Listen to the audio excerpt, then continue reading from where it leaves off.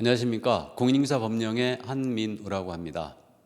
먼저 30회 시험에 이제 합격을 하신 분들한테는 축하의 말씀을 드리고, 불합격하신 분들에게는 심심한 위로의 말씀을 드립니다.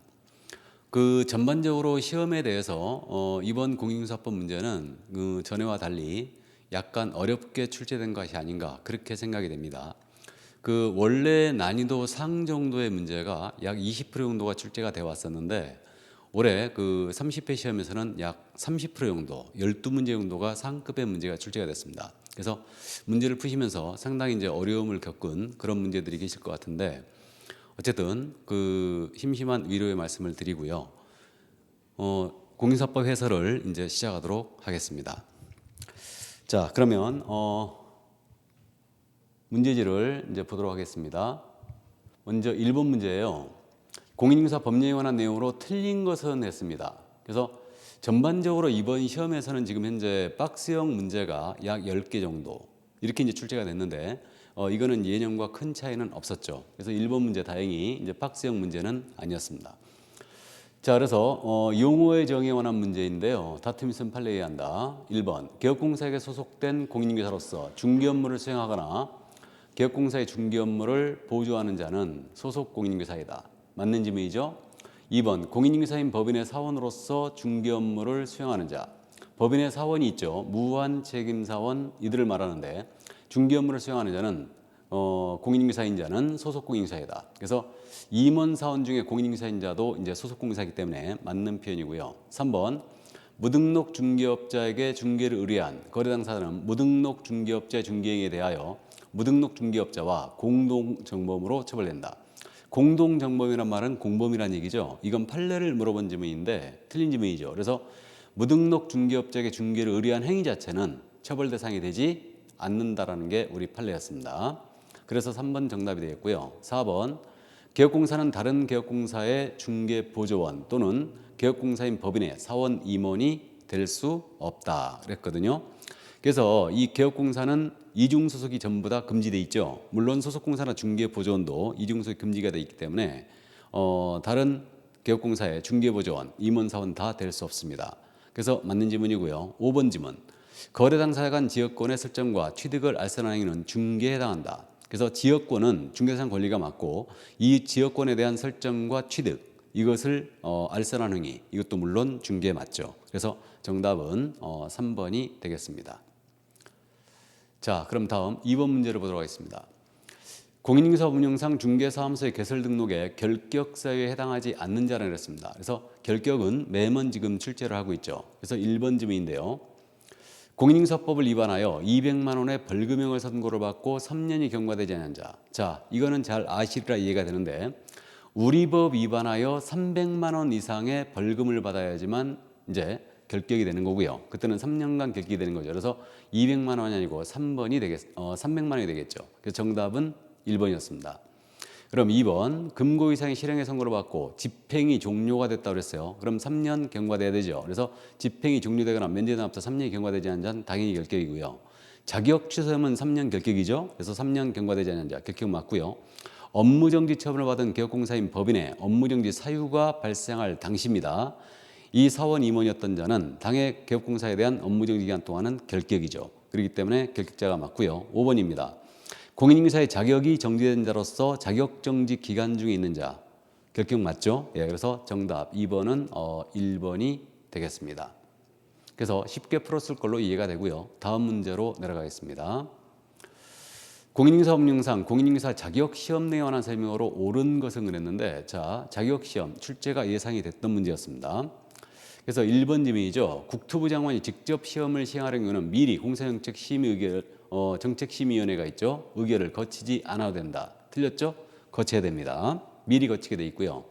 2번, 공인중개사 자격증의 재교부를 신청한 자는 재교부 신청서를 국토교통부 장관에게 제출한다. 우리 자격증 재교부 신청은 자격증을 교부한 시도의사에게 해야 되죠. 그렇기 때문에 틀린 지문이고요. 3번 질문, 국토교통부 장관은 공인사격 시험의 합격자에게 공사자격증을 교부해야 한다.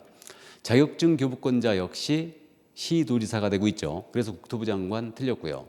4번, 시험 시행 기관장은 시험에서 부정한 행위를 응시에 대해서는 그 시험을 무효로 하고 그 처분이 있은 날로부터 5년간 시험 응시를 정지한다. 예, 옳은 지문이네요. 그래서 시험 부정이자는 5년간 응시학을 정지하기 때문에 맞습니다. 그래서 4번 정답이 되겠고요. 5번 시험 시행 기관장은 시험을 시행하고자 하는 때는 시험 시행에 관한 계략적인 사항을 전년도 12월 31일까지 관보 및 일간 시민에 공고해야 한다. 자, 우리 시험 공고는 지금 계략사항 공고가 있고 세부 공고가 있는데 계략사항 공고는 매년 2월 28일까지 하게 돼 있죠. 그러니까 전년도 12월 31일까지 공고해야 되는 거 아니죠. 그래서 역시 이제 틀렸습니다. 그러니까 정답은 3번은 4번이 되겠습니다. 자, 그럼 다음 문제로 내려가겠습니다. 공인인증서 법령상 중개대상말에 해당하지 않는 것을 모두 고른 것을 했습니다. 이건 이제 박스형 문제였죠. 그래서 뭐 평이하게 풀었을 걸로 일단 이해가 되는데 미체계류 광물은 아니라는 거 잘 아시고요. 온천수도 아니라는 거 잘 아시고요. 금전채권도 우리 중개상말에 해당하지 않죠. 근데 이제 점유가 조금 문제가 될 여지가 있는데 이 점유는 점유 자체로는 일단은 중개 대상이 되지 않습니다. 그래서 점유권하고 냈다면은 이게 조금 문제가 되면 됐을 텐데 점유 자체는 중개 대상이 되지 않습니다. 그래서 중개사물에 해당하지 않는 거라 했기 때문에 지금 정답은 5번 기역, 니은, 디귿, 리을 모두가 중개사물에 해당하지 않았습니다. 이거 그래서 정답은 4번은 5번이 되겠습니다. 자, 그럼 다음 문제로 넘어가겠습니다. 5번 문제인데요. 공인인증서 법령상 공인인증서 협회, 이하 협회라함. 협회에 관한 설명으로 옳은 것은 그랬습니다. 그래서 협회는 영리사업으로서 회원간의 상여 부주를 목적으로 한 공제사업을 할 수 있다. 우리 공제사업은 비영리사업이라는 거 아시죠? 예, 그래서 1번 지문 틀렸고요. 2번 협회는 총회 의결 내용을 지체 없이 등록관청에게 보고하고 등기해야 한다. 협회가 총회 의결 내용은 지체 없이 국토교통부 장관에게 보고하는 거지 등록관청에 보고하는 거 아니죠. 그래 틀렸고 총회 의결 내용을 반드시 등기해야 되는 것도 아닙니다. 그래서 근거가 없는 내용이죠. 그래서 2번 질문 역시 틀렸고 3번 협회가 그 지부 또는 지회를 설치한 때는 그 지부는 시도의사에게 지회는 등록관청에 신고해야 한다 그랬어요. 옳은 질문이죠. 잘 아시는 질문이고요. 다음 그래서 3번 정답이 되겠고요. 4번 협회는 개업공사에 대한 행정제재처분의 부과와 집행의 업무를 할 수 있다. 우리 협회가 개업공사에 대한 이 감독을 가져가고 싶어 하는데 여전히 안 주고 있죠. 그래서 우리 개업공사에 대한 행정제재처분은 등록관청이 현재 하고 있고요. 그다음에 그 집행도 이제 일단 등록관청이 하고 있습니다. 그렇기 때문에 협회가 할 수 있는 건 아닙니다. 틀렸고 5번 질문. 협회는 부동산 정보 제공하는 업무를 직접 수행할 수 없다. 현재 우리 협회는 고유업무로서 부동산 정보 제공 사업을 할 수가 있죠. 그래서 현재 한국공사협회는 한방이라는 부동산 정보망을 운영하고 있습니다. 그래서 직접 수행할 수 있습니다. 그래서 5번 질문도 틀렸죠. 정답은 5번 문제는 3번이 되겠습니다. 자, 그럼 다음 문제로 넘어가겠습니다. 이 공인인증서 법령상 중개사무소에 설치 등에 관한 설명으로 틀린 것은 그랬죠. 그래서 이제 중개사무소는 매번 출제하는 문제고요. 평이하게 출제가 됐네요. 그래서 개업공사는 그 등록관청 관계 안에 한 개의 중개사무소만 둘 수 있다. 맞죠? 이게 이제 원칙 맞는 질문이고요. 2번 개업공사는 1000마 그 밖에 이동이 한 임시 중개사무소를 설치해서는 아야 된다. 당연한 얘기고요. 이때는 1년 이하 제동 1000만 원의 벌금에 처하죠. 3번 법인이 아닌 개업공사는 분사무소를 둘 수 없다. 그렇죠? 법인이 아닌 개업공사는 개인인 개업공사를 얘기하죠. 그래서 법인만이 분사무소를 둘 수 있기 때문에 역시 맞는 질문이고요. 4번 질문, 개업공사는 등록관청 관할구역 외의 지역에 있는 중개사무를 중개할 수 없다. 틀렸죠? 우리 개업공사는 일단 업무지역을 전국으로 하고 있고 다만 중개인만 자신의 사무소 소재지 시도가 업무지역이죠. 그러니까 등록관청 관할구역 외의 지역에 있는 중개사무를 중개할 수 없다. 이거는 분명히 틀린 질문이 되겠습니다. 그래서 등록관청 관할구역 외의 지역에 있는 중개사무도 중개할 수 있습니다. 그래서 4번 정답이 되겠고요. 5번 법인인 개업공사는 등록관청에 신고하고 그 관할구역 외의 지역에 분사무소를 둘 수 있죠. 그래서 법인만 유일하게 분사무소 둘 수 있습니다. 맞는 질문이에요. 그래서 정답은 6번은 4번이 되겠습니다. 자, 그럼 다음 문제로 넘어가겠습니다. 인장 등록 문제는 지금 매번 출제했기 때문에 이번에는 이제 쉴 거로 일단 예상을 했는데 여전히 또 출제가 됐네요. 그래서 틀린 것은 하고 지금 물었는데 법인인개업공사입니다. 법인인개업공사의 인장 등록은 상업등기칙에 따른 인감증명 제출로 가름한다. 자주 냈던 질문이죠. 맞는 질문이고요. 소속공사가 등록하지 아니한 인장을 중개행위에 사용한 경우 등록관청은 1년의 범위 안에서 업무의 정지를 명할 수 있다. 자, 우리 소속 공인중개사가 등록하지 아니한 인장을 중개행위에 사용했다. 그러면 자격정지 처분이지 않습니까? 이때 자격정지는 자격증을 교부한 시도지사죠. 시도지사가 6월의 범위 안에죠. 6월의 범위 안에서 자격의 정지를 명할 수 있다라고 했어야 되죠. 그래서 2번이 정답이 되겠고요. 3번 인장의 등록은 중개사무소 등록 신청과 같이 할 수 있죠. 맞는 질문이고. 4번 소속공사 인장 등록은 소속공사에 대한 고용신고와 같이 할 수도 있죠. 맞는 질문이고요. 5번 개업공사가 등록 인장을 변경했습니다. 그러면 변경한 날부터 7일 내 변경 인장을 등록관청에 등록해 줘야 되죠. 예, 그래서 맞는 질문이 되겠습니다. 그래서 정답은 7번 문제는 2번이 되겠습니다. 자, 이제 8번 문제인데요. 공인중개사법령상 개업공사의 고용인에 관한 설명으로 틀린 것은 그랬습니다. 고용인도 물론 매번 출제하는 문제죠. 자, 그러면 이 중개보조원에 대한 중개보조원의 업무상의는 그를 고용한 개업공사행위로 본다 그랬죠. 그래서 15조 2항 조문 그대로 나온 거고요. 2번 개업공사는 중개보조원과의 고용관계가 종료된 때는 고용과 종료된 날부터 14일 내 등록관청에 신고해야 한다. 틀렸죠? 10일 내 고용관계 종료 신고를 들어가야 되죠. 그래서 정답은 2번이 되겠고요. 3번입니다. 중개보조원이 중개업무 관련된 행위를 함에 있어 과실로 거래당사에 손해 입힌 경우 그를 고용한 개업공사뿐만 아니라 중개보조원도 손해배상 책임이 있다. 그렇죠? 그래서 중개보조원과 개업공사는 연대하여 책임이 있습니다. 4번 질문. 개업공사가 소속공사를 고용한 경우는 개업공사 및 소속공사의 공인중개사자격증 원본을 중개사무소에 게시해야 한다. 그렇죠? 우리 소속공사를 고용했다면 일단은 그의 자격증 원본을 게시를 해놔야 되고요. 5번입니다. 중개보조원에 대한 고용신고 전자문서로 할 수도 있죠. 예, 그래서 맞는 질문이에요. 그래서 8번 문제는 정답이 2번이 되겠습니다. 자, 그럼 다음 문제로 넘어가겠습니다. 박스형 문제가 나왔는데요. 법인인 개업공사에 겸업할 수 있는 업무를 모두 고르성을 했습니다. 그래서 법인의 겸업을 물었는데 상업용 건축물 주택의 분양 대행 할 수 있죠. 부동산의 이용 개발 거래 상담 할 수 있죠. 개업공사를 대상으로 한 중개업의 경영기법 경영정보 할 수 있죠.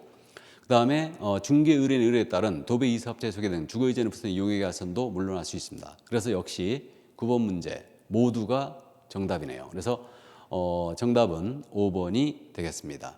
쉽게 풀었을 걸로 이해가 됩니다. 자, 다음 문제로 넘어가겠습니다. 자, 10번 문제인데요. 공인중개사법령상 공인중개사정책심의위원회 이하 심의위원회람 여기에 대한 설명으로 틀린 것은 그랬는데 협회 문제가 일단 그 자격에 대한 문제가 일단 두 문제가 출제가 됐죠. 그래서 정책심의위원회를 별도로 물어봤는데 일단 출제가 예상되는 문제였습니다. 틀린 것은 그랬는데 정책심의위원회는 국토교통부에 둘 수 있죠. 맞고요. 심의위원회 위원장 1명을 포함해 7명 이상 11명 이내로 구성한다. 맞죠. 심의위원회 위원이 해당 건에 대하여 자문을 한 경우 심의위원회 심의의결에서 제책된다. 맞죠? 자문을 했다면, 대리를 했다면 모두 제책되는 거고. 4번 심의위원회 위원장이 부득이한 사유로 직무를 수행할 수 없을 때는 부위원장이 그 직무를 대행한다.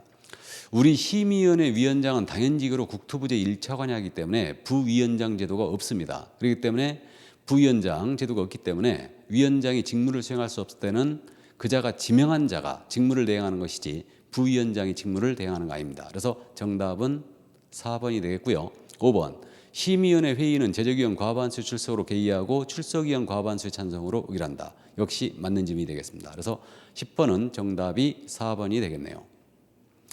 자, 그럼 다음 문제로 넘어가겠습니다. 공인사업령상 개업공사가 의뢰받은 중개대상물에 대하여 표시광고하려는 경우 중개사무소 개업공사에 관한 사항으로서 명시해야 하는 것을 모두 고르성을 했는데 중개사무소의 명칭, 성명, 그다음에 소재지, 연락처가 명시가 돼야 되죠. 그렇기 때문에 중개사무소 연락처 맞고요. 중개사무소의 명칭도 맞고요. 그러나 소속공사의 성명은 광고에 명시할 사항이 아니겠죠. 그러나 개업공사의 성명은 명시를 해줘야 됩니다.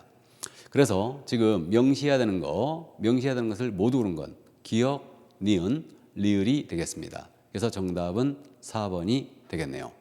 자, 12번 문제. 공인중개사법령상 중개사물의 확인 설명에 관한 내용으로 옳은 것은 그랬습니다. 1번. 개업공사는 선량한 관리자의 주의로서 중개사물의 관리 관계 등을 조사 확인하여 중개의뢰인에게 설명할 의무가 있다. 맞는 질문이죠. 그래서 정답 1번이 되겠고요. 2번. 두 명의 개업공사가 공동중개한 경우 중개사물의 확인 설명서에는 공동중개한 개업공사 중 1인만 서명 날인하면 된다. 공동중개한 개업공사 모두가 서명 및 날인해야 되죠. 그래서 틀렸고 3번 질문 개업공사는 중개사물에 대한 확인 설명을 중개가 완성된 후에 해야 한다. 중개가 완성되기 전에 설명해야 되는 거죠. 다음 4번 질문 중개보조원은 중개의뢰인에게 중개사물의 확인 설명 의무를 진다. 우리 확인 설명 의무는 개업공사에게 있는 거지 중개보조원에게 있는 게 아니죠. 그래 틀린 질문이고 5번 질문 개업공사는 중개사물 확인 설명서를 작성하여 거래당사에 교부하고 그 원본을 5년간 보존해야 한다. 원본뿐만 아니고 사본도 좋고요. 전자문서도 좋고 5년 보존이 아니죠. 확인 설명서는 3년간 보존하면 될 것입니다. 자, 그래서 정답은 12번은 1번이 되겠습니다.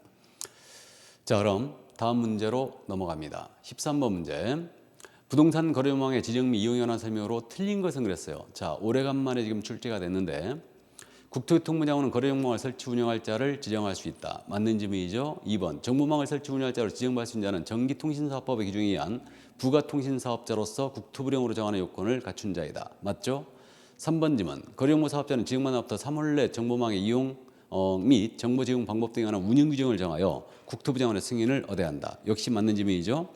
4번 질문 거래정보 사업자가 정보망의 이용 및 정보 제공 방법 등에 관한 운영 규정을 변경하고자 하는 경우 국토부 장관의 승인을 얻어야 한다. 역시 맞는 질문이고 5번 질문입니다. 거래정보 사업자는 개업공사로부터 공개를 의뢰받은 중개사물의 정보를 개업공사에 따라 차별적으로 공개할 수 있다. 차별 공개하면 안 되죠. 그렇기 때문에 5번이 정답이 되겠고요. 차별 공개했을 때는 1년 이하 적도는 1,000만 원의 벌금이고 지정을 취소할 수 있습니다. 그래서 13번, 5번이 정답이 되겠네요. 자, 그럼 다음 문제로 내려가겠습니다. 공인사업령상 금지행위에 관한 설명으로 옳은 것은 그랬는데 쉽게 출제가 된 걸로 보입니다. 1번 질문이죠. 법인인 개업공사의 사원이 중개사물의 매매를 업으로 하는 것은 금지된다. 사원이든 임원이든 소속공사든 중개보조이든 모두 매매를 업으로 하면 안 되죠. 그래서 틀렸고요. 2번 질문. 개업공사가 거래당사 쌍방을 대리하는 것은 금지된다. 당연히 금지행위고요. 3번입니다. 개업공사가 중개의뢰인과 직접 거래하는 행위는 금지된다. 맞는 질문이죠. 의뢰인과 직접 거래 행위는 금지행위입니다. 그래서 3번 정답 되겠고요. 4번. 법인인 개업공사의 임원이 중개의뢰인과 직접 거래하는 것은 금지되어야 한다. 임원, 사원 모두 직접 거래하면 안 되죠. 그래서 이제 금지행위고요. 5번. 중개보조인이 중개의뢰인과 직접 거래하는 것은 금지되어야 한다. 역시 금지행위입니다. 그래서 정답은 3번이 되겠습니다. 쉽게 풀었을 걸로 이해가 되고요. 자, 그럼 다음 문제로 넘어가겠습니다. 개업공사의 휴업과 폐업에 관한 설명으로 틀린 것은 그런데 휴폐업은 매번 출제가 되고 있는 부분이고요. 1번입니다. 부동산 중개업 휴업 신고서에서 시게 있는 개업공사의 종별란에는 법인, 공인중개사, 법제 7638호 부칙 2항에 따른 개업공사가 있다. 맞죠? 다음 2번 질문. 개업공사가 부동산 중개업 폐업 신고서를 작성하는 경우는 폐업 기간, 부동산 중개업 휴업 신고서를 작성하는 휴업 기간을 기재해야 한다. 자, 아주 어려운 질문이 됐는데요. 우리가 서식을 암기하기는 조금 어렵습니다. 그러나 이제 중개업 폐업 신고서에 폐업 기간이 들어간다는 게 좀 이상하지 않습니까? 그래서 폐업 기간이 아니고 폐업일이죠. 그래서 폐업일이 들어가야 되고 휴업 신고할 때는 휴업 기간을 기본적으로 써야 됩니다. 그래서 2번 질문 정답이 되겠네요. 폐업 기간이 아니고 폐업일이죠. 다음 3번 질문. 중개사무소에 개설 등록 후 업무를 개시하지 않은 개업공사라도 사무를 초과하는 휴업을 하고자 할 때는 부동산 중개업 휴업 신고서에 중개사무소 등록증을 첨부하여 등록과청에 미리 신고해 줘야 되죠. 맞는 질문이고 4번. 개업공사가 등록과청에 폐업 사실을 신고한 경우는 지체 없이 사무소의 간판을 철거해야 한다. 맞는 질문이죠. 지체 없이 폐업 신고한 경우는 철거해 줘야 되고요. 5번. 개업공사가 취약을 하는 경우 6월을 초과하여 휴업을 할 수도 있죠. 그래서 취약, 입영, 그다음에 이제 징집, 입영, 그다음에 질병 등이 있으면 6월을 초과하는 휴업이 됩니다. 자, 그래서 이 문제는 이제 정답이 2번이 되겠습니다. 자, 그럼 다음 문제로 내려가겠습니다. 공인중개사업령상 계약금 등의 반환채무, 이행보장 등에 관한 설명으로 틀린 것을 그랬는데 계약금 등의 반환채무 이행보장 제도는 24회를 마지막으로 출제가 안 됐던 부분인데 이번에 출제가 됐습니다. 개업공사는 거래 안전을 보장하기 위해 필요하다고 인정하는 경우 계약금 등을 일태워 당사자에게 권고할 수 있다. 맞는 말이죠. 2번. 예치 대상 계약금 중도금 또는 잔금이다. 맞는 질문이고요. 보험업법에 따른 보험회사는 계약금 등 예치 명의자 될 수 있죠? 예, 맞는 질문이고 4번 개업공사는 거래 당사자에게 공인사법에 따른 공제사업을 하는 자의 명의로 계약금 등을 예치하도록 권고할 수 없다. 공제사업자는 예치 명의자이자 예치 기관이 될 수 있습니다. 그렇기 때문에 4번 정답이 되겠고요. 5번 질문 개업공사는 계약금 등을 자기의 명의로 금융기관 등 예치하는 경우 자기 소유 예치금과 분리하여 관리될 수 있도록 해야 한다. 그렇죠? 개업공사는 분리관리 의무가 있죠. 그래서 맞는 질문이네요. 그래서 16번은 4번이 정답이 되겠습니다. 자, 그럼 17번 문제로 가십니다. 중개의뢰인 갑은 자신 소유의 X부동산에 대한 임대차 계약을 위하여 개업공사 을과 전속중개계약을 체결하였다.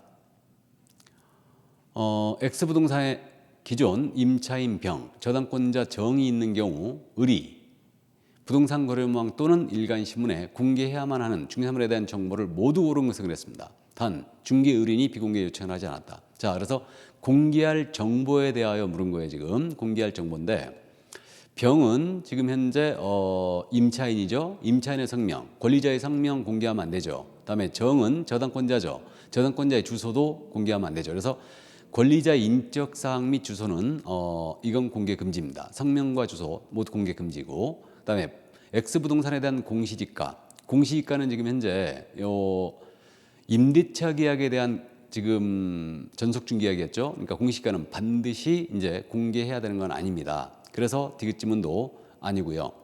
다음에 리을지문 X부동산에 대한 일조, 소음, 진동 등의 환경 조건은 공개해야 되겠죠. 예, 그래서 정답은 1번이 되겠습니다.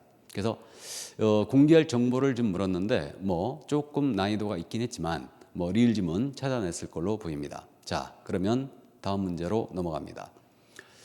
18번 문제인데요. 무주택자인 갑이 주택을 물색하여 매수하기 위해 개업공사인 을과 일반중개계약을 체결하자 한다. 이 경우 공사법인상 표준서식인 일반 중개계약서 기재하는 항목을 모두 옳은 것을 그랬는데 이 중개계약서 서식에 관한 문제는 11회 시험위원회는 물어본 적이 없는데 특히 일반 중개계약서 시기에 기재한 항목을 갖고 물었어요. 그렇기 때문에 조금 여러분들이 어려웠을 걸로 지금 이해가 됩니다. 그래서 난이도 상급의 문제를 일단 분류가 되는데 소유자 및 등기 명의인입니다. 근데 이것은 지금 매수였잖아요.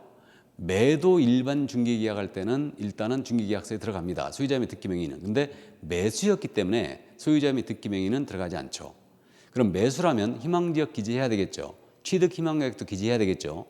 그러나 이제 중개계약서에는 거래규제 및 공법상 제한에 관한 사항은 기재하지 않습니다. 그래서 정답은 기재한 항목은 니은과 디귿. 그래서 정답은 3번이 되겠습니다. 그래서 18번 3번 정답이었어요. 자, 그럼 다음 문제로 가겠습니다. 19번 문제인데요.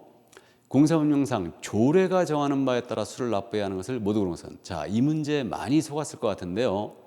지금 현재 출제가 조례가 정하는 바에 따른 수수료라고 했어요. 그래서 수수료 납부 사유는 우리는 그 증과 관련이 있다는 걸 기억하고 있습니다. 그렇기 때문에 자격증, 등록증, 신고필증인데 그 조례가 정하는 바 이게 이제 함정이었죠. 그럼 분삼 설치 신고필증에 재규비 신청할 때는 조례가 정하는 바에 따른 수수료가 내야 되죠. 니은 국토부 장관이 시행하는 공사역 시험 응시, 자격 시험 응시할 때는 수수료 내는 건 맞거든요. 근데 국토부 장관이 시행한다면 국토부 장관이 정하는 수를 내는 거지 조례가 정하는 바에 따른 수수료가 아닙니다. 그래서 니은은 X예요. 다음 디귿 중개사무소 등록 신청이라든가 리을 분삼 설치 신고할 때는 물론 수수료를 내야 됩니다. 그래서 이건 조례가 정하는 바에 따른 수를 내죠. 그래서 니은을 제외하고 기역, 디귿, 리을이 조례에 따른 수를 납부하는 거죠. 그래서 정답은 일단 3번이 되겠는데요. 5번에 속으신 분이 많이 있을 것 같아요. 그래서 정답은 3번이었습니다. 자, 그럼 다음 문제로 내려갑니다. 중개사무소 개설록의 절대적 취소사유가 아닌 것은 즉 필요적 등록 취소사유가 아닌 걸 물었습니다. 그래서 이건 매번 출제하는 문제죠. 그래서 1번 지문 법인이 해산을 했다. 필취죠. 필요적 등록 취소고요. 2번입니다. 자격정지 처분을 받은 소속공사로 하여금 자격정지 기간에 중개업을 하게 한 경우도 역시 필취죠. 거짓 그 밖에 부정한 방법으로 중개사무소 등록했다. 필취 맞죠? 4번 법인이 아닌 개업공사가 파산 선고받고 복권되지 않았다. 결격사유죠. 그러니까 필취가 맞습니다. 자, 그러나 공사법령을 위반하여 이 이상의 중개사무소를 둔 경우는 의무적 등록 취소 또는 상대적 등록 취소죠. 그래서 정답은 5번이 되겠습니다. 그래서 20번, 5번이 정답이었네요. 자, 그럼 21번 문제. 협회 설립의 내용이다. 괄호 아래 들어갈 숫자를 올바르게 나라는 것은 그랬는데 16회 냈던 문제와 똑같은 문제가 나왔죠. 그래서 공사협회를 설립하고자 한다는 발기인이 작성한 서명 날이라는 정관에 대하여 회원 600인 이상이 출석한 창립총회죠. 출석한 회원 과반수의 동의를 얻어 국토부 장관의 설립인가를 받아야 한다. 그래서 기억은 600이 되겠고요. 창립총회는 서울특별시는 100인 이상, 광역시 및 특별자치도에서는 각 20인 이상의 회원이 참여해야 되죠. 그래서 이제 600, 100, 20이 되겠습니다. 그래서 정답은 4번. 쉽게 찾았을 걸로 이해가 됩니다. 자, 그러면 다음 문제로 넘어가겠습니다. 자격정지도 이제 매번 거의 묻고 있는데 자격정지를 물었네요. 그래서 자격정지 사유에 해당하지 않는 것은 하고 물었습니다. 1번. 고객을 위하여 거래 내용에 부합하는 동일한 계약서를 4부 이상 작성한 경우. 자, 그러면 자격정지는 서로 다른 2 이상의 계약서를 썼을 때 또는 그럴 때 이제 자격정지 사유지. 고객을 위해서 거래 내용에 부합하는 동일한 계약서를 4부 작성했다. 그러면 의뢰를 위해 작성했고, 그다음에 이제 동일한 계약서 기본적으로 3부 이상을 작성해야 되기 때문에 1번 지문은 정답이 되겠습니다. 그래서 자격정지 사유에 해당하지 않습니다. 그러나 이 이상의 중개사업을 소속했다든가 고객 요청에 거래 금액을 거짓 기재했다든가 권리를 취득하고자 하는 중개인에게 중개 완성되기 전까지 등기사항 증명 확인 설명 근거자를 제시하지 않았다든가 법인의 분사무소가 책임자가 서명 및 나란했기에 당해 중개한 소공사가 확인 설명서에 서명 및 나란하지 않았다. 모두 자격정지 사유가 맞습니다. 그래서 정답은 1번이 되겠네요. 자, 그럼 23번 문제. 자격 취소에 관한 사항으로 또 물었네요. 그래서 옳은 것은 그랬는데 1번. 공인인사의 자격 취소 처분은 공사의 현 주소 관할하는 시군 구청장이 한다. 틀렸죠, 많이? 그래서 자격 취소는 자격증을 교부한 시도지사가 행하는 거죠. 그래서 1번 질문 틀렸고 2번. 시도지사는 공인인사의 자격 취소 처분한 때는 5일 내 이를 국토부 장관에게 보고하고 다른 시도지사에 통지해야 한다. 맞죠? 그래서 자격 취소 시는 5일 내 국장 보고하고 다른 시도에 통보해야 한다. 그래서 2번 정답이 되겠고요. 3번 자격 취소가 발생한 경우는 청문을 실시하지 않아도 해당 공인사 자격을 취소할 수 있다. 원칙적으로 자격 취소할 때는 청문하게 돼 있죠. 예, 그래서 3번 틀렸고요. 4번 공인인사의 자격이 취소된 자는 공사자격증을 7일 내에 한국산업인력공단에 반납해야 한다. 자격증의 반납은 자격을 취소한 시도지사에게 해야 되는 거죠. 예, 그래서 산업인력공단이 아니고요. 5번 질문. 공인인사 자격이 취소되었으나 공사자격증을 분실 등의 사유로 반납할 수 없는 자는 신규 발급 절차를 거쳐서 발급된 공사자격증을 반납해야 한다. 그래서 분실하게 되면 그 신규 발급 절차를 거쳐서 이 자격증을 반납하는 게 아니고 그 사유서 제출로 일단 가름하겠죠. 그러니까 사유서를 내면 됩니다. 예, 그래서 5번 지문도 틀렸습니다. 그래서 정답은 2번이 되겠네요. 자, 그럼 24번 문제로 가겠습니다. 공제사업에 관한 문제가 출제가 되겠죠. 그럼 공제사업에 관한 설명으로 틀린 것은 그랬는데 1번 공사협회는 공제사업을 하고자 할 때는 공제기준을 제정한 국토부 장관이 승인해야 된다. 맞는 질문이죠. 2번 금융감독원의 원장은 국토부 장관의 요청이 있는 경우는 공제사업에 대한 조사 검사할 수 있다. 맞죠? 3번 공사협회는 책임유무를 다른 용도로 사용하고자 하는 경우는 국토부 장관이 승인해야 된다. 역시 맞는 질문이고요. 4번 책임준비금의 적립비는 공제사고 발생률, 공제금 지급액 등을 종합적으로 고려해 정하되 공제료 수입액의 100분의 10 이상으로 정한다. 맞는 질문이고요. 5번 공사협회는 회계연도 종료 6개월 이내에 매년도의 공제사 운영 실적을 일간신문 또는 협회보 등을 통하여 공제계약자에게 공시한다. 틀렸죠? 그래서 공제사업 운영 실적은 회계연도가 종료가 되면 3개월 내에 이 실적을 일간신문이나 협회부에 공제계약자에게 공시를 하게 돼 있죠. 예, 그래서 정답은 5번이 되겠습니다. 자, 그러면 25번 문제로 가십니다. 포상금 출제가 예상됐던 문제였습니다. 옳은 것은 그랬는데 포상금은 한 건당 150만 원 한다. 150만 원이 아니고 50만 원이죠. 검사가 신고 사건에 대해 기소유예 결정한 경우는 포상금을 지급하지 않는다. 기소유예나 기소중지가 있으면 기소유예나 공소지기가 있으면 포상금을 지급하죠. 예, 그래서 틀렸고 3번 포상금의 지급에 소요되는 비용 중 시도에서 보조할 수 있는 비율은 100분의 50이 일어난다. 자, 장난을 쳤는데요. 시도가 아니고 국고죠. 국고에서 보조할 수 있는 비율은 100분의 50 이내로 하게 돼 있죠. 다음 4번 포상금 지급 신청서를 제출받은 등록관청은 그 사건에 관한 수사기관의 처분 내용을 조회하는 포상금 지급을 결정하고 그 결정일부터 1월 내 포상금을 지급한다. 포상금 지급은 1월이 맞죠. 그래서 정답 4번이 되겠고요.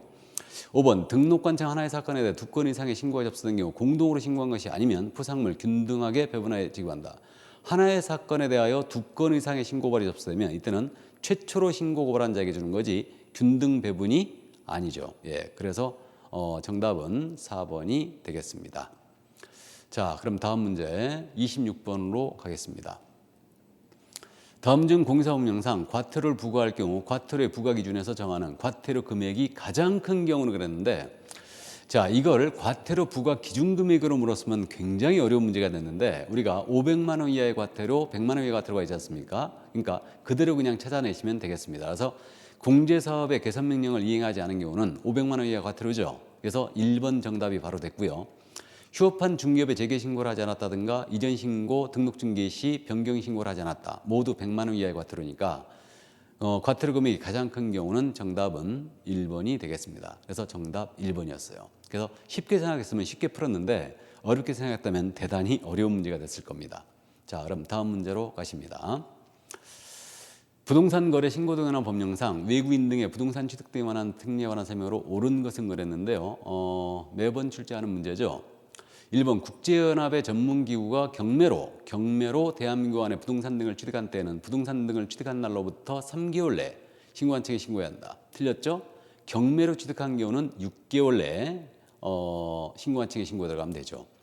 2번 질문, 외국인 등의 부동산 임대차 계약을 체결하는 경우 계약 체결로부터 6개월 내에 신고한 측에 신고한다. 외국인은 이거 소유권 취득 시에 신고하는 거지 임대차 계약은 아니죠. 예, 그래서 2번 질문 틀렸고 임대차 계약은 아니 신고 대상이 아닙니다. 3번 특별자치시장은 외국인 등이 신고한 부동산 등의 취득 계속 보유 신고 내용을 매 분기 종료로부터 1개월 내에 직접 국토교통부장관에 지시한다. 맞는 질문이죠. 그래서 3번 정답 되겠고요. 4번 외국인 등의 토지거래 허가 신청서를 받은 신고한청은 그 신청서를 받은 날부터 30일 내에 허가 불허가에 처분해야 한다. 그러면 토지거래 허가 신청 들어오면 허가 불허가의 처분을 15일 내에 하게 돼 있죠. 예, 그래서 4번 틀렸고 5번 외국인 등이 법원의 확정 판결로 대한민국의 부동산 등을 취득한 때는 신고하지 않는다. 확정 판결로 인한 외국인이 취득했다라고 하더라도 6개월 내에 신고해야 되죠. 예, 그래서 5번도 역시 틀렸습니다. 그래서 정답은 3번이 되겠습니다. 자, 그럼 28번 문제로 갑니다. 부동산 거래 신고되는 법령상 토지거래계약 불허가 처분 토지에 대하여 매수 청구를 받은 경우 매수할자로 지정될 수 있는 자를 모두 고르성을 했는데, 이거는 이제 출제자가 실제로 이걸 암기하고 있는지가 조금 의심스러운 문제인데, 이거는 우리 수험생들한테 틀려라고 내는 문제입니다. 그래서 이런 문제는 되도록이면 자제를 좀 했으면 좋겠는데 출제가 됐습니다. 아주 불쾌한 문제죠, 이거는. 그래서 일단 매수자로 지정될 수 있는 자는 지금 현재 일단 보시게 되면은 한국은행은 매수자가 될 수 없죠. 또 지방공기업법에는 지방공사도 될 수가 없습니다. 그 다음에 항만공사도 될 수가 없어요. 그래서 매수자로 지금 불허가 처분 나갔을 때 지정될 수 있는 자가 지방자치단체, 한국석유공사, 한국관광공사가 되겠네요. 그래서 정답은 기업, 리을, 비읍. 그래서 정답은 2번이 되겠습니다. 이거는. 그래서 이 문제가 지금 올 30회 시험에서 가장 어려웠던 문제였고요. 그래서 이걸 모두 이제 매수자로 지정될 수 있는 자를 암기한다는 것은 쉬운 일이 아닙니다. 그래서 일단 이런 문제는 자제했으면 좋겠는데 이런 문제가 또 한 문제가 출제가 됐네요. 자, 그럼 29번 문제로 넘어가겠습니다. 부동산 거래 신고 등에 관한 법령상 이행강제금에 대해서 물어봤습니다. 옳은 것은 그랬는데요. 1번 군수는 최초의 이행 의무 위반이 있었던 날을 기준으로 1년에 한 번씩 그 이행명령이 이행될 때까지 반복하여 이행강제금을 부과 징수할 수 있다. 그래서 이거는 상당히 지금 장난을 많이 쳤는데요. 이행강제금 반복 부과 징수했다는 거 우리가 기억하고 있거든요. 네, 최초의 의무 이행 위반이 있었던 날을 기준으로 이게 틀렸어요. 그래서 1년에 한 번씩 반복 부과 징수할 수 있는 건 맞는데 최초의 이행명령이 있었던 날을 기준이에요. 그렇기 때문에 1번 지문이 틀렸습니다. 그래서 아주 어려운 지문이었죠. 그 다음에 2번 질문. 시장은 토지의 이용 의무 기간이 지난 후에도 이행명령 위반에 대해서는 이행강제금을 반복 부과 징수할 수 있다. 이거는 틀렸다는 거 아시죠? 이용 의무 기간이 지나버리면 이행강제금을 부과할 수 없고요. 쉽게 이제 틀렸다는 거 알아봤고요. 3번. 시장군수구청장은 이행명령을 받은 자가 이행명령을 이행하는 경우라도 이행명령을 이행하기 전에 이미 부과된 이행강제금은 징수해야 한다. 이미 기출에서 한번 다뤘던 질문이기 때문에 3번은 맞는 질문 알아봤습니다. 그래서 3번 정답이 되겠고요. 4번 토지거래 허가를 받아 토지를 취득한 자가 직접 토지를 취득한 자가 직접 이용하지 아니하고 임대한 경우는 토지취득가액의 100분의 20에 상당하는 금액을 이행강제금의 부과 기준금액을 물었는데 좀 바람직하지 않습니다. 이행강제금은 최고가 10%, 100분의 10 범위 내에 해당하는 금액으로 부과하는데 임대한 경우는 100분의 7이죠. 7이 기준금액입니다. 그래서 4번 지문도 역시 틀렸고요. 5번 질문. 이행강제금 부과처분을 받은 자가 국토교통부장관에 이의를 제기하는 경우는 부과처분을 고지받은 날부터 14일 내에 해야 된다. 이의 제기는 30일 내에 하시면 됩니다. 그래서 이의 제기는 30일이다. 그래서 5번도 틀렸네요. 그래서 정답은 3번이 되겠습니다. 1번하고 많이 고민했을 것 같은데 역시 이제 3번이 정답이 되겠습니다. 자, 그럼 다음 문제 30번 문제로 갑니다. 부동산 거래 신고라는 법령상 신고 포상금에 관한 설명으로 옳은 것은 그랬는데 출제를 안 했으면 좋았을 문제를 출제가 됐네요. 그래서 1번 지문 포상금에 지급에 드는 비용은 국고로 충당한다. 자, 이거는 우리 법과 달리 부동산 거래 신고법에서는 시군구 재원으로 충당한다고 돼 있죠. 그래서 국고가 아닙니다. 그래 틀렸고 2번 해당 위반행위에 관여한 자가 신고한 경우라 하더라도 신고 포상금은 지급해야 한다. 위반행위에 관여했다든가 익명으로 했다든가 공무원이 직무와 관련했다. 그런 경우는 신고 포상금을 지급하지 않죠. 예, 그래서 2번 질문 틀렸고요. 3번 익명으로 고발하여 고발인을 확인할 수 없는 경우는 당해 신고 포상금은 국고로 환수한다. 이때는 포상금을 지급하지 않고요. 국고로 환수하는 거 아니죠. 국고에서 주는 것도 아니기 때문에 그래서 지급하지 않습니다. 4번 부동산 등의 거래가액을 신고하지 않은 자를 수사기간이 적발하기 전에 수사기관에 한 건 고발한 경우 1,500만 원의 신고 포상금을 받을 수 있다. 많이 틀렸죠? 부동산 등의 거래가액을 신고하지 않은 자는 포상금 지급 대상이 아닙니다. 실제 거래가액을 거짓 신고한 자가 대상이고요. 이때 포상금은 최고 한도가 1,000만 원으로 되어 있기 때문에 1,500만 원은 지급할 수가 없습니다. 그렇기 때문에 4번 질문 틀렸고요. 5번 질문 신고한청 또는 허가한청으로부터 포상금 지급 일정을 통보하던 신고인은 포상금을 받으려면 국토교통부로 정하는 포상금 지급 신청서를 작성하여 신고한청 또는 허가한청에 제출해야 한다. 예, 그래서 5번이 이제 정답이 되겠습니다. 자, 그래서 30번, 5번 정답이었죠. 자, 그럼 31번 문제로 갑니다. X대지에 Y 건물이 있고 X대지와 Y 건물은 동일인의 소유이다. 기업공인사가 Y 건물에 대해서만 매매를 중개하면서 중개요령에 설명한 내용으로 옳은 것을 모두 고른 것을 그랬는데 자, 이제 법정지상권의 판례의 태도를 물어봤거든요. 법정지상권에 관한. 그래서 이 문제는 지금 우리 과목에서도 법정지상권을 22회, 25회 때 출제한 바가 있었는데 또 역시 출제가 됐네요. 그래서 관습법상 또는 법정지상권이 성립할 여지가 있는 거죠, 지금. 기억입니다. Y 건물에 대한 철거 특약이 없는 경우 Y 건물이 건물로서의 요건을 갖췄다면 무허 건물일지라도 관습법상의 법정지상권이 인정된다. 그렇죠? 무허가 건물일지라도 건물의 요건을 갖췄다면 법정지상권이 인정된다는 게 판례였고요. 니은짐은 관습법상의 법정지상권이 성립한 후에 Y 건물을 증축하더라도 그 건물을 기준으로 관습법상의 법정지상권이 인정된다. 그래서 구 건물 기준으로. 그렇죠? 증축의 경우도 인정을 하는데 구 건물 기준으로 법정지상권의 내용이 인정되죠. 맞는 지문이고요. 디귿 Y 건물 취득 시 Y 건물을 위하여 X대지에 대한 임대차 계약을 체결하다고 관습법상의 법정지상권을 포기한 것은 아니다. 우리 판례가 임대차 계약을 체결한 경우에는 이때는 관습법상의 법정지상권을 포기한 것으로 보고 있죠. 예, 그렇기 때문에 디귿 틀렸고 리을지문 대지 소유자가 Y 건물만을 매도하여 관습상의 법정지상권이 인정되면 Y 건물의 매수인은 대지 소유자에게 지료를 지급할 의무가 없다. 자, 관습법상의 법정지상권이죠. 원칙적으로 지료를 지급한다고 해야 되죠. 예, 그렇기 때문에 지료 지급 의무가 있다라고 봐야 됩니다. 그래서 리을 지문도 틀렸습니다. 그래서 옳은 것 골라라 했기 때문에 정답은 기역, 니은이 옳은 지문이죠. 그래서 정답은 1번이 되겠습니다. 자, 그럼 다음 문제 32번 문제로 갑니다.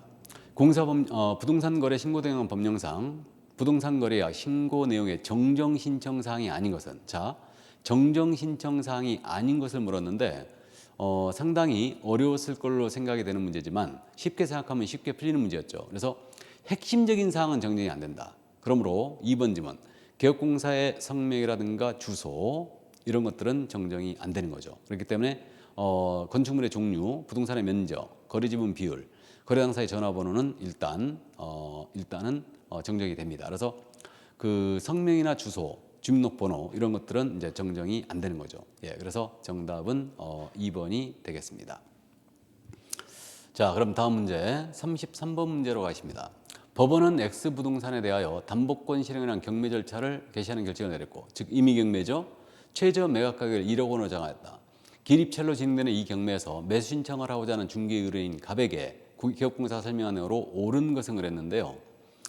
1번 질문입니다. 갑이 1억 2천만 원에 매수 신청하려는 경우 법원에서 달리 정함이 없으면 1,200만 원을 보증금액으로 전해야 한다. 자, 최저 매각가가 1억 원이었죠. 그러면 매수 신청 보증금액 얼마? 1,000만 원이죠. 그래 틀렸고. 2번 질문. 최고가 매수 신고한 사람이 2명인 때는 법원은 그 2명뿐만 아니라 모든 사람에게 다시 입찰해야 된다. 아니죠. 최고가 매수 신고한 사람이 2명 이상일 때는 그들만을 상대로 추가 입찰하게 돼 있죠. 예, 그래서 그들만 상대로 하기 때문에 틀렸습니다. 모든 사람에게 하는 거 아니죠. 3번. 갑이 다른 사람과 동일한 금액으로 최고가 매수 신고를 하여 다시 입찰하는 경우 전에 입찰 가격에 못 미치는 가격으로 매수할 수 있다. 즉 최고가 매수 신고인이 2명 이상일 때는 그들만 상대로 추가 입찰하는데, 이때 추가 입찰 시에는 전 입찰 금액에 구속됩니다. 그래서 전 입찰 가격 이상으로 입찰을 해야 되죠. 예, 그래서 못 미치는 가격 틀렸습니다.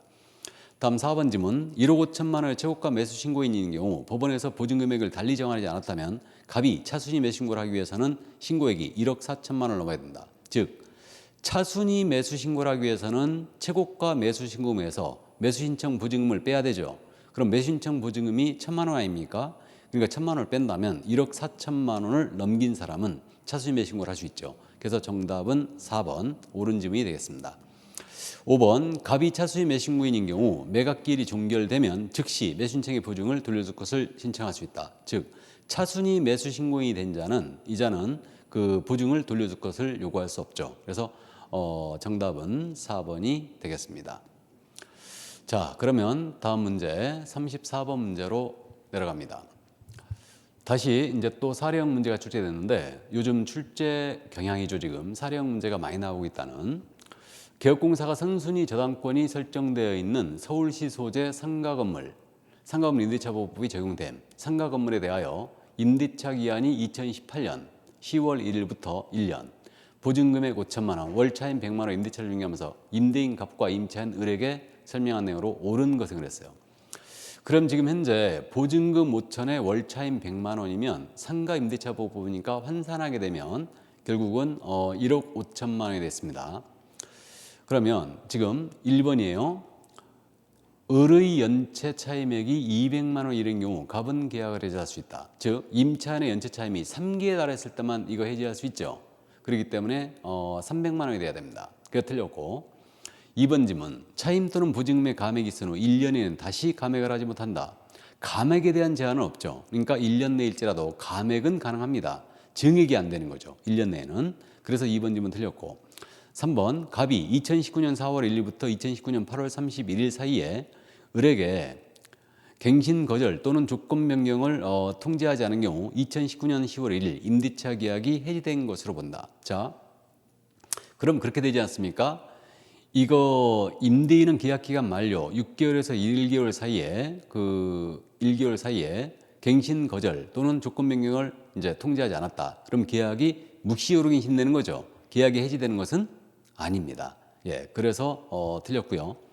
4번 질문. 상가 건물에 대한 경매 개시 결정 듣기 전에 을이 건물의 인도와 부가가치세법에 따른 사업자 등록을 신청한 때는 보증금 5천만 원을 선수의 저당권자보다 우선하여 변제받을 수 있다. 자, 그 선순위 저당권자보다 우선 변제받을 수 있다. 이건 최우선 변제를 얘기하죠.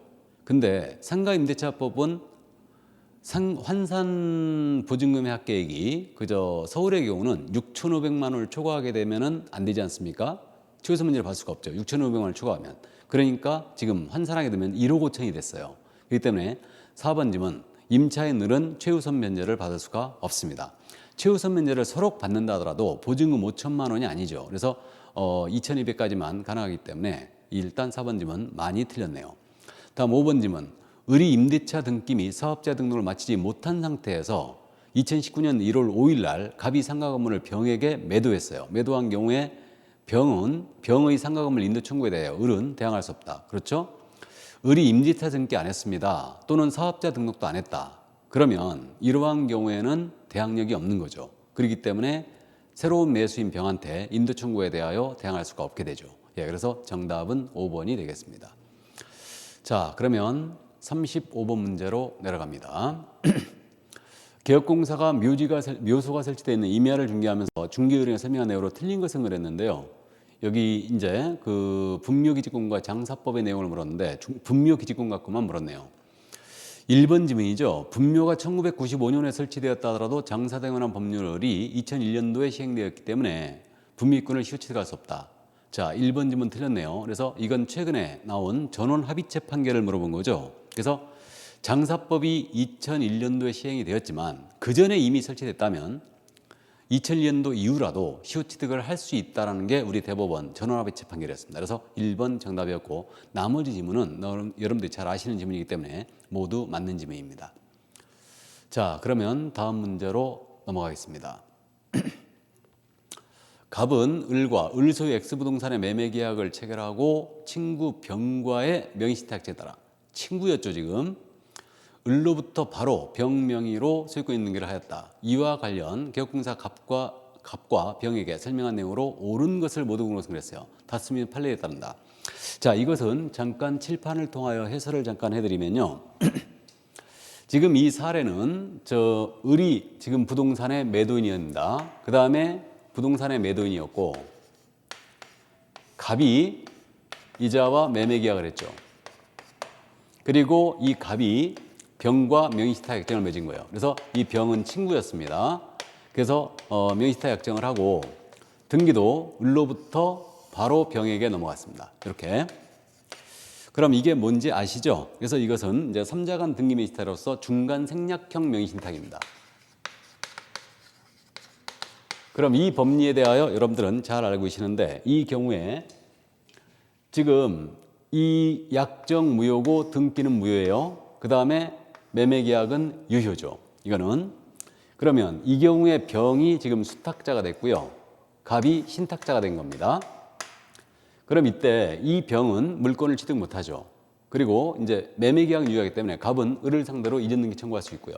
만약에 병이 말소해주지 않으면 갑은 을을 대위해서 병 앞으로 된 등기의 말소를 구하고 다시 물권을 찾아올 수는 있습니다. 이렇게 되고요. 그 다음 이제 이자가 제3자에게 처분하잖아요. 그럼 제3자에게 처분하게 되면 제3자는 제3자에게 신탁자인 갑은 대항할 수 없기 때문에 선악불문 부동산에 대한 권리를 취득합니다. 그럼 병이 받은 대금에 대해서는 부당이득으로 반환 청구할 수 있고요. 이때 처분에 따라도 이 수탁자는 횡령이 아니라는 게 우리 대법원의 전원합의체 판결이었죠. 이 사례를 가지고 지금 현재 이 문제를 물었습니다. 자, 그러면 1번 기억 지문이에요. 갑과 병 간의 약정이 조세포탈, 강제집행의 면탈 또는 법령상 제한의 회피를 목적으로 하지 않은 경우 병의 명의신탁 약정 및 그 등기는 유효하다. 이거는 특례를 비슷하게 물어봤는데 지금 특례가 적용되는 경우는 친구가 아니고 실명법상 특례가 적용되는 것은 배우자, 수탁자가 배우자, 그 다음에 종중, 외이자로 등기한 경우라든가 또는 종교단체죠. 그래서 이 특례는 이 세 세대에만 인정하기 때문에 친구가 특례가 적용되지 않습니다. 그러니까 조세포탈 등의 목적이 없다 하더라도 이 등기, 무효, 약정 다 무효죠. 그래서 기억지문 틀린 겁니다. 자, 다음 니은 지문인데요. 병이 X부동산을 제3자에게 처분한 경우 병은 갑과의 관계에서 횡령죄가 성립하지 않는다. 횡령, 제3자에게 처분하더라도 횡령은 아니라는 게 우리 판례였죠. 그래서 니은 지문 맞고요. 디귿짐은 갑과 을 사이의 매매계약은 유효하므로 갑과 을의 매매계약은 유효하죠. 갑은 을을 상대로 이전등기를 청구할 수 있다. 맞는 지문이죠. 4번 지문, 리을 지문, 병이 소유권을 취득하고 병은 소유권 취득 못하죠. 등기 자체가 무효이기 때문에 갑은 병에게 대금 상당의 부당이득 반환 청구권을 행사할 수 있다. 후단은 맞았죠. 예, 그래서 소유권 취득 이 부분이 틀렸죠. 그래서 옳은 지문을 골라라 했으니까 니은, 디귿이 옳은 지문이었죠. 그래서 정답은 3번이 되겠습니다. 자, 그럼 다음 37번 문제로 가겠습니다. 역시 사례형 문제네요. 갑소유의 X주택에 대하여 임차인 을이 주택의 인도를 받고 2019년 6월 3일 10시에 확정일을 제도하면서 등록을 마쳤다. 그런데 갑의 채권자 병이 같은 날 16시에 오후 4시죠. 다른 채권자 정은 다음 날 16시에 X주택을 X주택에 대하여 근저당권 설정 등기를 마쳤다.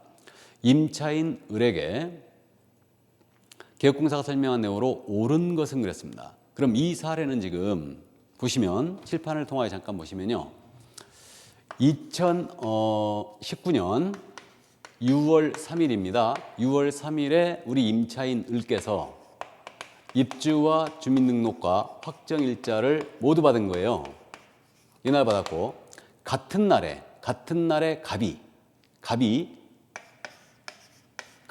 갑이 여기에 근저당권을 설정한 겁니다. 이렇게 채권자 병이 같은 날 이렇게 근저당권을 이제 설정을 했습니다. 그다음에 다른 채권자 정은 다음 날이었죠. 그러니까 6월 4일이죠. 6월 4일 2019년 6월 4일 날 16시에 이제 정이 여기다 근저당권을 잡은 거예요. 그러면 지금 같은 날에 병이 지금 들어온 거죠. 6월 3일 날 같은 날에. 그러면 이때는 임차인은 아직 대항력을 취득 못한 거예요. 그렇기 때문에 이 임차인 을은 다음 날 대항력과 우선면역권을 모두 취득하죠.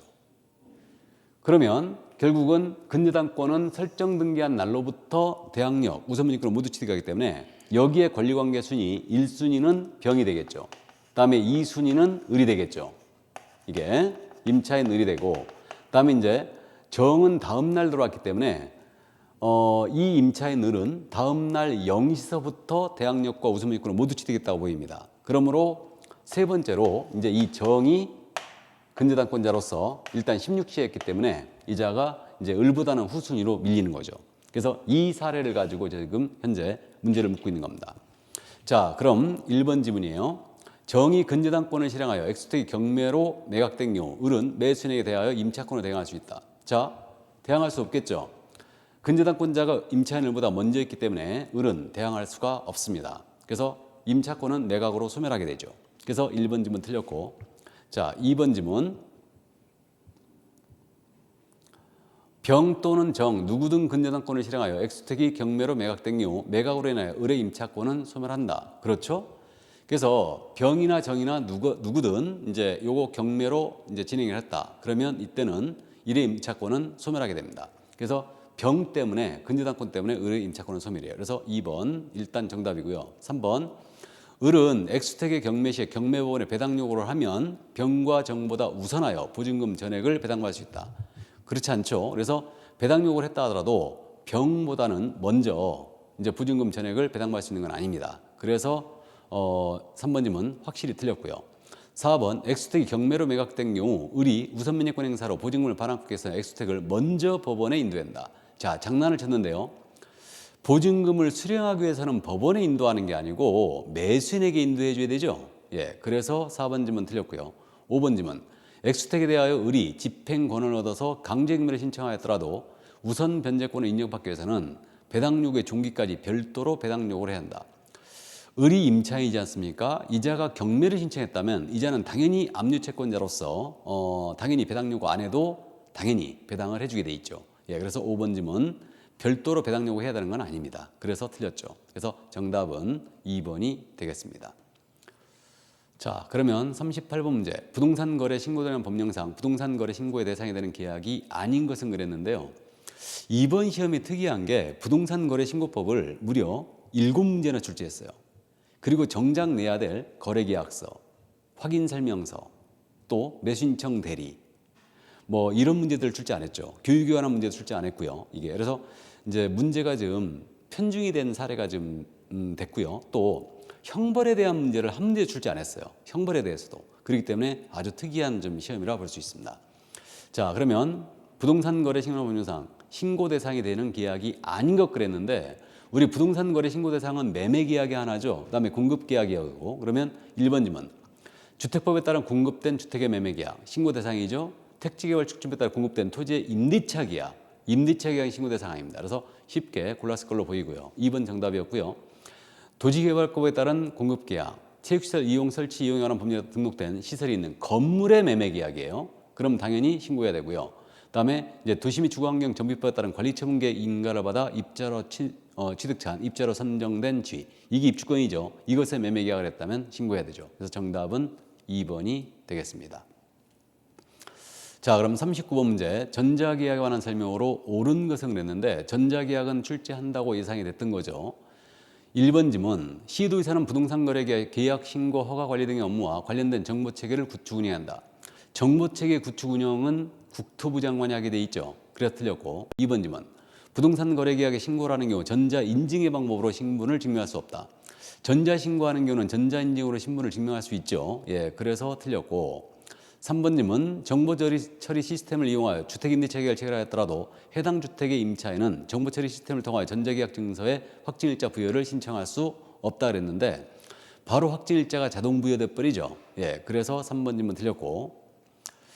자, 4번 질문. 개업공사가 부동산 거래 시스템을 통하여 부동산 거래 계약을 체결한 경우 부동산 거래 계약 체결된 때 부동산 거래 계약 신고서를 제출한 것으로 본다. 이거는 우리 부동산 거래 신고법에 있는 주문이죠. 예, 그래서 4번 정답이 되겠고요. 5번 질문. 거래계약서 작성 시 확인 설명 사항이 전자문서 및 전자거래 기본법에 따른 공인전자문서에 보관된 경우라도 개업공사는 확인 설명 사항을 서면으로 작성하여 보존한다. 아니죠. 공인전자문서에 보관되면 별도로 보관할 필요가 없이 바로 이제 자동 보관이 되기 때문에 작성 별도로 해서 보존할 필요는 없습니다. 그래서 정답은 4번이 되겠습니다. 자, 그럼 마지막 문제를 보도록 하겠습니다. 역시 부동산 거래 신고법 문제였는데 옳은 것은 그랬습니다.